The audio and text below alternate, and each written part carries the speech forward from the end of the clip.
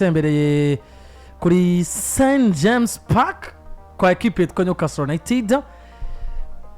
City bigaragara ngo ko bigenda kose hano nayo icyangombwa cyambere nuko batsinda no match bizena kugabanya ikinonga ngo cy'amanota mu gihe Arsenal bikoze kosa kwa Tottenham Hotspur. Se Newcastle ya kino gihe nitaba reality y'umupira w'amaguru ndavye uburyo City yamaze gutangura kutwigaragariza mu isho equipe irondera igikombe muri za match zayo. Ubwo icoba surprise soko City yo binaniwe kwikura St James Park. Ne bakina umukongomani aragaruka. Umukongomani nde? Yohani Wissa. Yohani Wissa ari muri process yo kugaruka. Yohani Wissa ari muri process yo kugaruka. Convoke kuri ino match gato abakinyi. Ndabira abakinyi Newcastle ishobora gukonvoka. Igomba kwifashisha. Mugabo no muzi je ndiyumvira. Ubu Manchester City yaratweretse yuko iri muri processes zo kurondera igikombe vyanka bikunda. Mugabo turazi ngo English Premier League tout est possible. Kandi turazi ubushobozi buri mugabo yitwa Harvey Barnes muri Manchester City tagira nimero 2. Hano mugabo azwi izina rya Yohani Wissa bigaragara ko Brazil we yaraheze ari kuri 0%. Donc tushobora kubona baye ko. Ashobora kuba convoke wana shaka no gusoma ku nturi agasoma. Mugabo no munsi sumukinyo kwitega kwaje kuba avasha Newcastle kunaniza Man City tout simplement yoba convoqué cyane nabe convoqué. Mugabo juno munsi kwa Manchester City sindaba convoke nivyo Pep Guardiola numumenyereza zana ama innovation du jour au jour. Mugabo kuri kabiri ugifise umugabo yitwa uyu munya Portugal yavuye muri Wolverhampton Wanderers Mateus Nunes. Noneho utazanye Nunes ukazana Bob nako Lewis ugacura na Newcastle ifize Nick Vortmaid ameze neza ateye ubwoba defense yari yose yobana mu gitsindo vyoroshe ugamfatira umwana yitwa Anthony Elanga ukamutereka iburyo ku nimero 2 ukamfatira umwana yitwa Anthony Gordon ukamushisha ku 11 ufise Gimares ufise umugabo yitwa Joelinton na Tonali. Newcastle sinza Tottenham na Manchester City je nta kintu cyo tuma mbaye tone kuko ni equipe nziza ahubwo ifise umumenyereza w'ubushobozi buke yamara ko umumenyereza je ntemera mu gihugu cy'Ubwongereza Eddie Howe arimo ari hano harakwiye revolution. Uno muzi ugiye kuraba equipe ya Newcastle ugwega abakinyi bayo bafise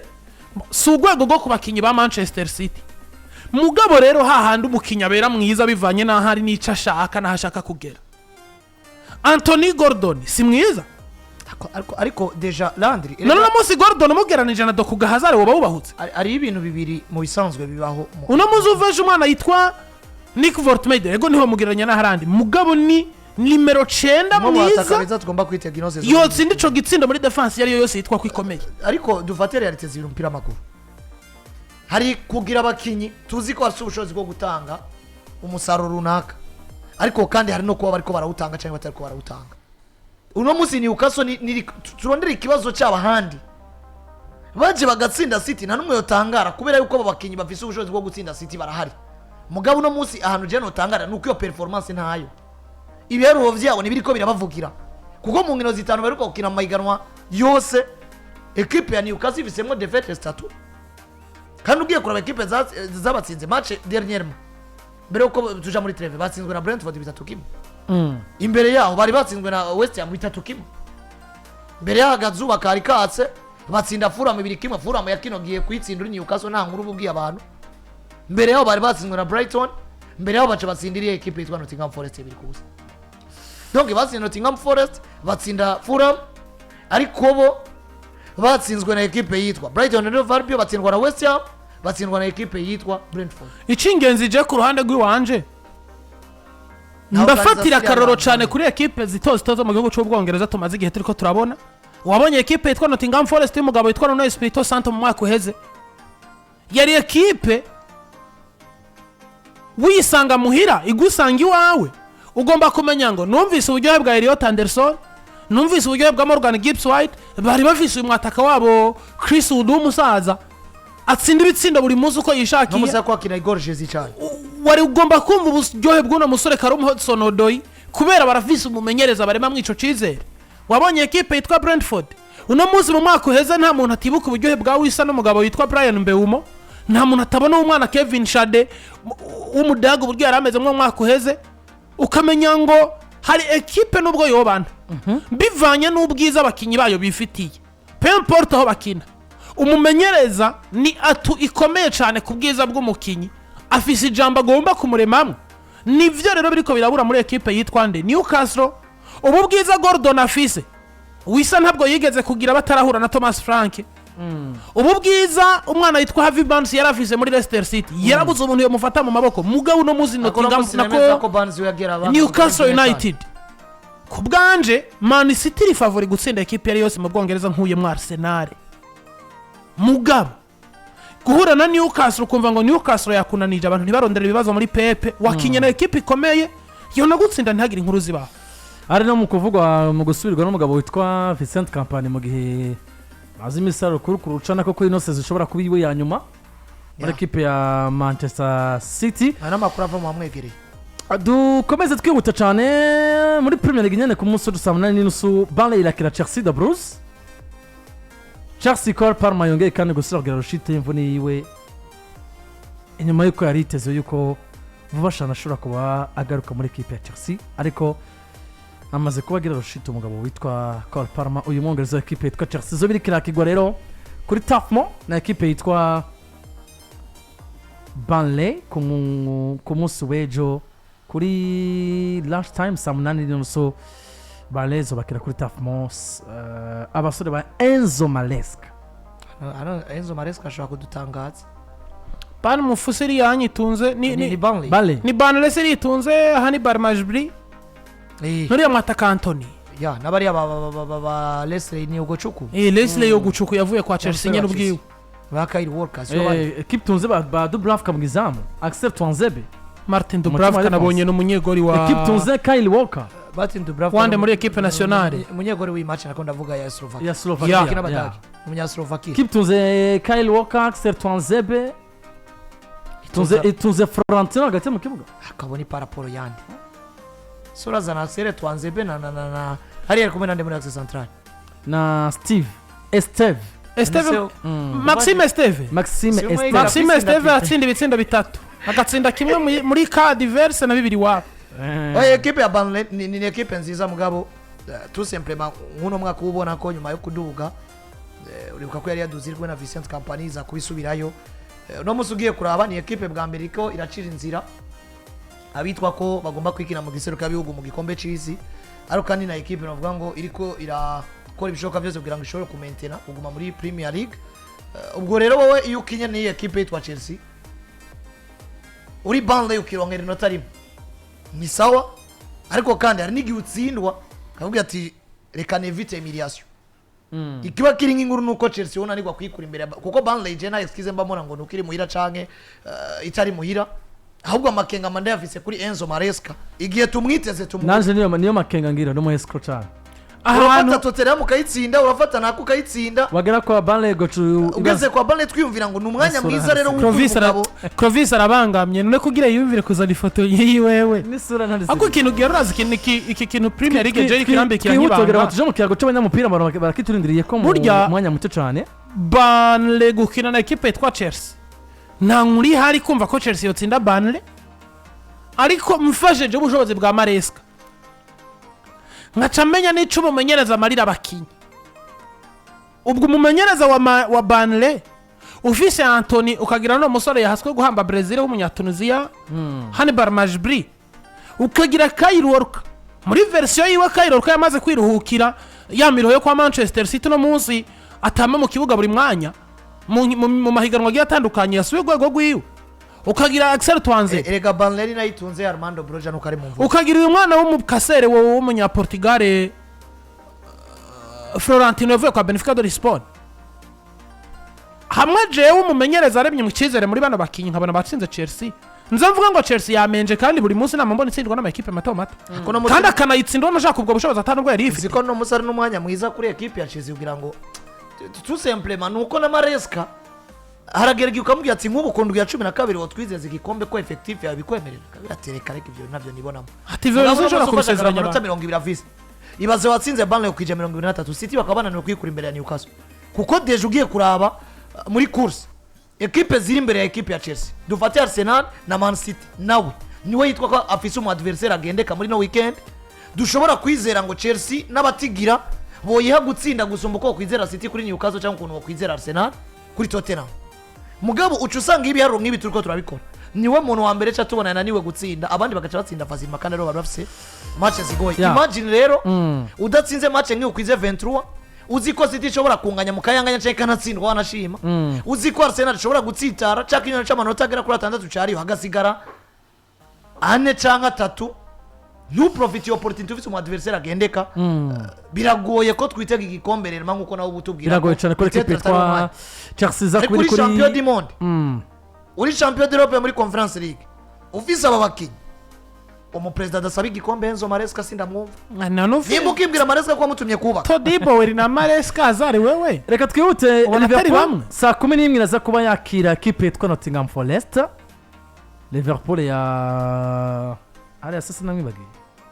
Arne Slot noneho no munsi bibazo ntibigomba gutabwa kuri slot nabonye imvune zasavye indaro saa 10 baraza kuba yakira equipe yitwa Nottingham Forest ubwo nawe nimba afisemo gahunda zo gukomeza kurondera igikombe mu bibazo byo kuronka tatatu yakoze umbwiye ko Liverpool yamaze kuva ku gikombe unyene oya Liverpool kuva ku gikombe ntiharagera mugabo ntiharagira uno munsi vya bibazo byo kuronka amanota 3 buri munsi tena di titre nta seda facile ugaca ubona yuko ariko cyane naravye equipe nationale y'abadagi nkaraba na Liverpool ngafata Virso mu Budagi na Virso muri Liverpool nkumva slot umengo yotegwa amabuye none ko ndya 11 Arsenal ya mbere gusoma amanota 8 uri Liverpool bafise 66 hari kirafa oya nta kirononeka dufashe peut-être contexte abakinyi bagiye baravunika n'uburyo umenyereza yitanganije akisanga muri circuit y'inkino zitwa yuko gutsinda bisa nkaho vyamubereye umuziro akora cyari kare birashoboka biracakunda kwa Liverpool usivye ko gusura urukino rwa Nottingham ruje umunsi mubi kuri we kuko Nottingham avec Sindach bahinduye ishusho ico ni cambere nyuma yuko bahinduye ishusho Liverpool bariko barara ibibazo vy'imvune nono zamaze kwiyongera ko kuri match nibaza ko bafise umugabo yitwa Florian Wirtz nibaza ko bafise Conor Bradley bari barifashije ku nimero 2 nyuma yuko Frimpong batamufise donc uno munsi deja barasubiye directement kubrikora bararungikayo Dominic Szoboszlai n'umugabo yitwa Joe Gomez ubwiwe ntari physical fit ku buryo wumva ngo wo mwifashisha bigarutse ko muri hano hantu slot yabera umumenyereza ari Malin afise effectif yagutse kubera ko no munsi baze wisanze mu bibazo nk'ibi byose ugaca usanga abo batitirere bawe babiri bavunitse baroroshe gusubiriza Fils aravunitse Curtis Johnson aze mu kibuga Szoboszlai mumanukana hahora umugabo yitwa Conor Bradley mugabo gaca wiyumvira ngo ibibazo byose nagiye ndagira vyarananiye gutegura aba bakinyi n'imiburibura aba bashasha babe beza hanyuma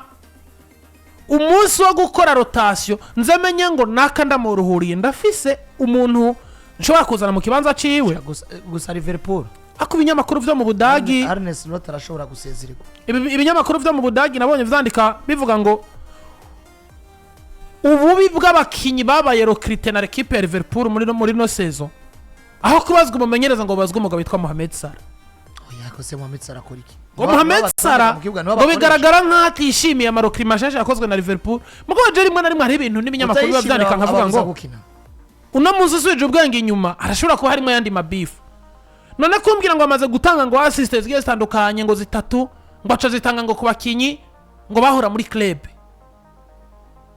aho mba numva nta fact ari binata fact bivuze kuko bon bien sûr ico no kwemeza co iyo abakinyi baguzwa ari bashasha benshi kandi baje baguzwa amafaranga menshi bashaka gukonvenka abo kunywana nabo bibigoye kuko babagiye gusigarana urugori we wahoze wambara witwa Mosara witwa umwami wa Anfield swatu urugori rwasigarana Ekitike canke Isaac canke Vitz wowe uri kurasohoka birumvikana ko uyu mwaka ni umwaka ugoye kuko hagomba kubaho kunywana ko bari bahasanzwe nabashasha na cancane ko numenyereza ariko arisanga ari oblige kunahindura systeme canke gufata bamwe mu bakinyaguza ara mediateur akabahindura ibibanza canke abakinyaguza arabataka full akabahindura ibibanza akabakinisha nk'abawinga izindi canke bagomba gucamo gusa kanarenga rose navuga ati Liverpool bujya bamaze kwisanga muri period igoye ibaze imbere equipe yitwa Nottingham Forest sivyo ntufise umugabo swizina rya Frimpong uci utakaza umugabo swizina ryande Conor probablement watakaje n'umugabo yitwa Florian Wirtz dufate list ishobora gutangura nivyo wagarukanye Beka ariko Beka sineza kazoje agomba bon yota ashobora kuba namushikanira mu kibuga nta pressure hariyo tuma bamugarukana direct dufate Mamardashvili sivyo tuze ku mugabo yitwa Ibuka na Van Dijk mu team defense Robertson ku nimero 3 amahirwe menshi ni Kerkeze gusumba Robertson dufate ariko bose ni bon dufate Kerkeze basi ku nimero 2 uciwenga kazo bose uzovize mediane ya Gravenberch McAllister na Curtis Jones sivyo uce wata ku ruhande rumwe peut-être Gakpo urundi Mohamed Salah utereke ku nimero 9 Alexander Isaac canke Kodiga nako Hugo Ekitike Hugo mugabo nibi gukenera gukora remplacement muri mediane na hindi show office wisanga taba backup office en plus ibi bibaye Liverpool match bimirije muri Ligue des Champions ni match ya equipe ya PSV Eindhoven bazoyakira equipe yitwa yuko yahwanganye nayo muri championnat akiri muri Feyenoord Rotterdam bishobora kuba arimo muri equipe zitahura uburyo umugabo yitwa Arne Slot akina canke Arne Slot nawe ashobora kumetiriza uburyo equipe zo muri Pays-Bas zikina avuyeyo aciye akigwa na West Ham y'umugabo yitwa Nuno Espirito Santo no musi yahinduye ishusho kuri London Stadium en plus ivyo biruko mugiye umugabo yitwa Dominic Szoboszlai ari averti akaronka ikarata y'umuhondo muri no weekend mbere ya Nottingham ucumubura kuri match ya West Ham kandi kubyaro vyinshi iyi karata y'umuhondo kuyironka biroroshe bivanye ni equipe ya Nottingham za kwa muri ko murakina nakazi agomba gusaba nakazi ugomba gusabwa witwa ko baguhengetse imagine ntuhagarukana Vitz imagine ntuhagarukana Jeremy Frimpong ndetse na Connor ugaca wisanga Dominic Szoboszlai ahawe ikarata y'umuhondo urakina na West Ham umeze gute ni equipe ya Arne Slot bigaragara ngo iri mu bihe n'ibicamo bikareisisa arabarumenyereza ahagaraye ngo mumenyereza mu bihe ngibi niho Klopp yatwerekeye ubukakari bwiwe ukamenya ngo natakaje Trent ndafise Gomez natakaje Mukasere ndafise Gomez natakaje Maresca ndafise Gomez none ni ntakaza Trent ndafise Conor Bradley nk'umwana muri academy ubari we mwanya mwiza abana muri academy yarabinyoye abandi arabasohora bigeze rero ahantu utangura kumenya ngo mbega urugamba ni gwakamba sinzokumbura bamwe narekura bakagendera ubuntu kuko no musi mwabantu b'Imana nimero 11 mwiza dufashe kubiharuro bihari no munsi Diaz agomba kuza mu nimero 11 beza uno muzi ugiye kuraba umwana yitwa Harvey Elliott yakagomba kuba umwana kikenewe muri equipe ya Liverpool uravye umusore kwanza muri equipe nationale Tuchel yaramuhamagaye atabona aho yamukoresha muri Axe mugaka mukoresha nka nimero 2 mugabo bose Slot yarabarekuye ubu ni wa mwanya mwiza wo kumenya ngo wanashimira mose muri equipe nationale bitanguye kuvugwa ko hamwe Trent atwameze neza Jared Kwanza arahamagara Jared Kwanza n'umugabo yitwa Reece James ku nimero 2 akabatwara mu kombe cy'isi baruko ataco bitwaye ibi bintu kwa Liverpool n'abahasigaye barabaye yinyore none no muzi ari ikintu nakimwe wo kwagiriza umugabo bitwa Endo Wataru hari ikintu wo kwagiriza kora musi yaribagiranye Endo Wataru yaribagiranye kuva Klopp agenda mugabe ibi byose Slot agomba gutangura kubana ngo akazi muri Premier League karagoye akazi kagiye gukora gukina na Nottingham Forest ku munsi w'ejo kazoba akazi gakomeye mugabo bitwa Arne Slot agomba gutangura kubona ngo babamenyereza rero bitwa ko bafise izina mu migwi mito bagomba bampaguruke izi equipe ziko ziraduga zimanuka biraza kuzigora kuko zigiye gukina swat n'abamenyereza cyane performance ya equipe raison pour laquelle ngumba mura biragoye gukina na West Ham biragoye gukina na Nottingham fati kuri Nuno Espirito Santo na Dash burambi batweretse mu migwi mito muri Premier League ariko no munsi biragoye gukina na equipe yitwa Sunderland kuri performance y'ikra producer Sunderland se Liverpool gusigaragaramwe ibibazo equipe yose yitwa ko ikomeye muri Premier League ijya n'igipimo ciza ya attention contre amenyereza bariko bara revolution imigwi yitwa ko yari subiye inyuma attention contre equipe zifite performance yes nuko bameze mu gihugu cy'Ubwongereza Manchester kana ku munsi wa mbere ntutuza kuza kuyitebako kuko zonayigaruka ko umunsi kuko umunsi kuko yo irakina turi hano mu kiganiro ariko reka turamutsana bo muri Sunday Hot Sport Carmel baba bateretse hariya kuri televiziyo hejuru cyane